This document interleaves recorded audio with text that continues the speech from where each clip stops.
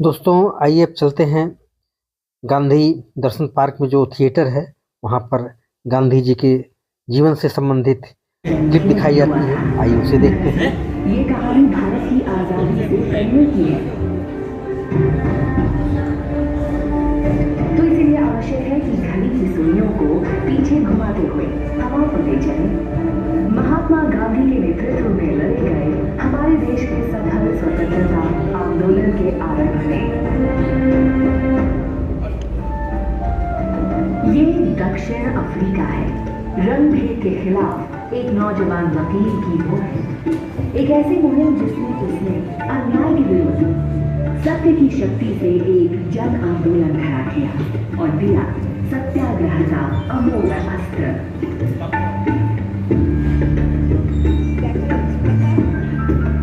और यही वह कर्मभूमि थी जहां उन्होंने स्वच्छता पर जोर देते हुए स्वच्छता को सामुदायिक जीवन का आवश्यक अंग बनाया।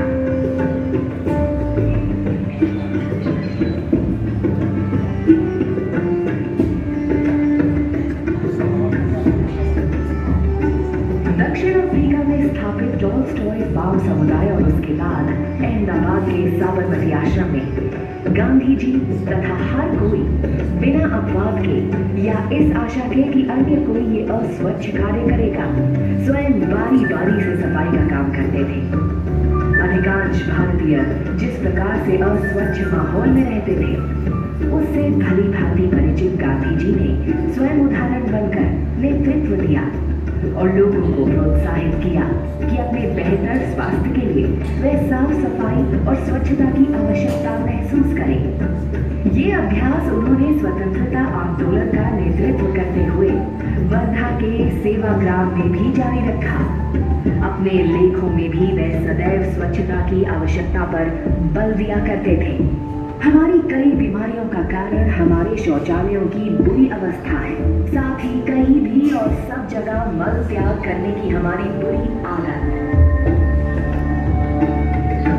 महात्मा गांधी ने एक ऐसे भारत का स्वप्न देखा था जो न सिर्फ स्वतंत्र हो बल्कि स्वच्छ और विकसित भी हो।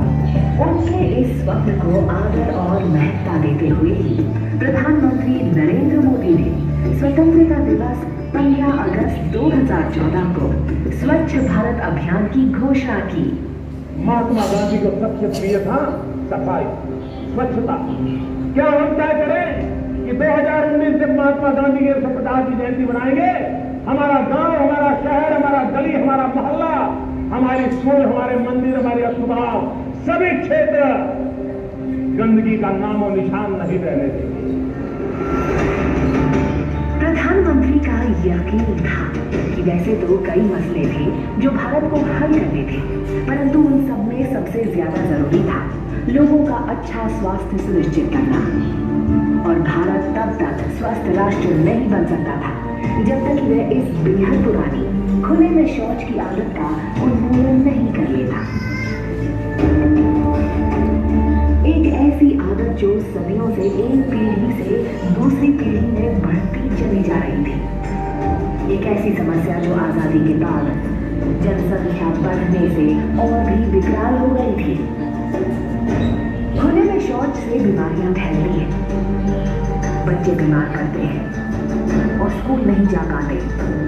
महिलाओं को अंधेरे में अपनी निजता का सहारा ढूंढकर शौच के लिए घंटों इंतजार करना पड़ता है। प्रत्येक के लिए ये आदत न सिर्फ असुरक्षित थी बल्कि अस्वास्थ्यकर भी। ये तो हमारे सपनों का देश नहीं था। विकास का ये एक ऐसा पैमाना था जिससे देश की नजर हटानी थी। अनुमान करिए, आजादी के समय देश के कितने प्रतिशत नागरिकों के पास शौचालय की सुविधा थी? मात्र 1%। 3 दशकों के बाद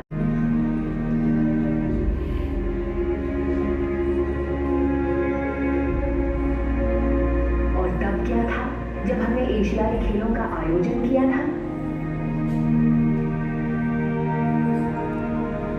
या फिर जब हम क्रिकेट का विश्व कप जीते थे, तब भी सिर्फ 2% भारतीयों के पास शौचालय की सुविधा उपलब्ध थी। 1980 स्वच्छता कार्य। जब प्रधानमंत्री मोदी ने वर्ष 2014 में अपना दूरदर्शी अभियान देश के सामने रखा, तब सिर्फ 39% भारतीयों के पास शौचालय की सुविधा थी।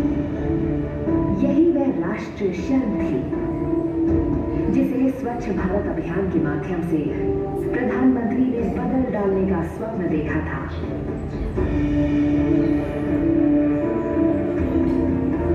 उनकी चाह थी कि 2019 तक भारत स्वच्छ बन जाए। वह तिथि जो पूज्य बापू की 150वीं जन्मतिथि होगी, वह अवसर जब कृतज्ञ राष्ट्र उनके चिर प्रतीक्षित स्वप्न को साकार कर उन्हें सच्ची श्रद्धांजलि देगा। परंतु प्रश्न था, क्या हम ऐसा कर सकते हैं? क्या ये बहुत बड़ा स्वप्न है? आइए देखें समस्या कितनी विशाल थी। स्वच्छ भारत मिशन का अभियान लागू करने वाली टीमों को मात्र 5 वर्षों में 55 करोड़ भारतीयों को शौचालय की सुविधा दिलाकर खुले में शौच करने से रोकना था। जी हाँ, 55 करोड़। सारे विश्व में खुले में शौच करने वालों का 60% अकेले भारत में था। 55 करोड़ लोगों के लिए शौचालयों का निर्माण भला कैसे संभव था? लोगों की सोच, आदतें और व्यवहार कैसे बदलेंगे? यदि शौचालय बन भी गए तो क्या लोग उनका उपयोग करेंगे और उसे साफ भी रखेंगे? खासकर ग्रामीण भारत में इन सब का उत्तर छिपा था अभियान को एक जन आंदोलन बनाने में। ठीक उसी तरह जैसे गांधी जी के जन आंदोलन के स्वयंसेवक सत्याग्रही कहलाते थे, प्रधानमंत्री मोदी की परिभाषा नहीं की, बल्कि उन्हें भी आगे आकर स्वच्छाग्रही बनने को प्रेरित भी किया। जब 2 गड्ढों वाले शौचालय को सही तकनीक के रूप में मान लिया गया,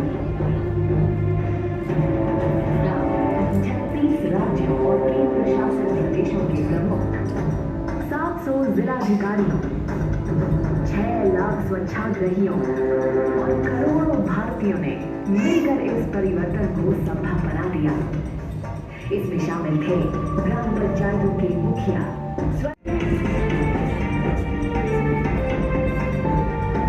तो कैसे सपने को टीम भावना ने साकार किया? 2 अक्टूबर 2019 तक भारत 100% खुले में शौच से मुक्त हो गया। गर्व और उत्सव का क्षण था जब हर गांव में स्वयं के खुले में शौच से मुक्त होने के स्वप्न को साकार करने पर गौरव यात्राएं निकाली और उत्सव मनाए।